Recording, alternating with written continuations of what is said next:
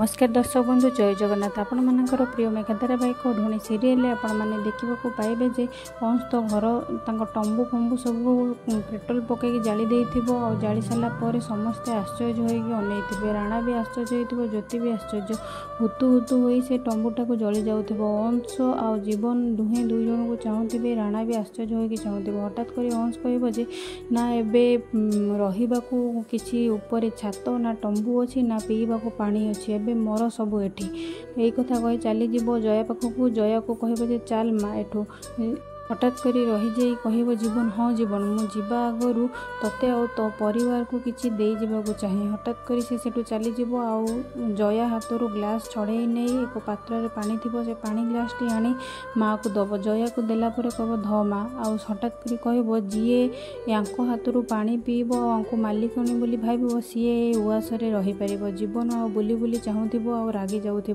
जिते रागी जाऊ मानसी किंतु आश्चर्य हो जाऊ। मानसी कह जीवन बाबू पानी पी दिंतु ना। जीवन कह बकवास बंद कर मानसी आम घर लोक कि कहीं भी पानी पीबे कहे कहीं भी पानी पीओनी आउ कहीं भी ता कथा शुणनी। हठात करी किंतु ज्योति आश्चर्य हो जाऊ। जीवन कह शुणिलु तू एबे कौन कहली आम घर लोक कि कहीं भी पानी पीबेनी जा बाहर एठू।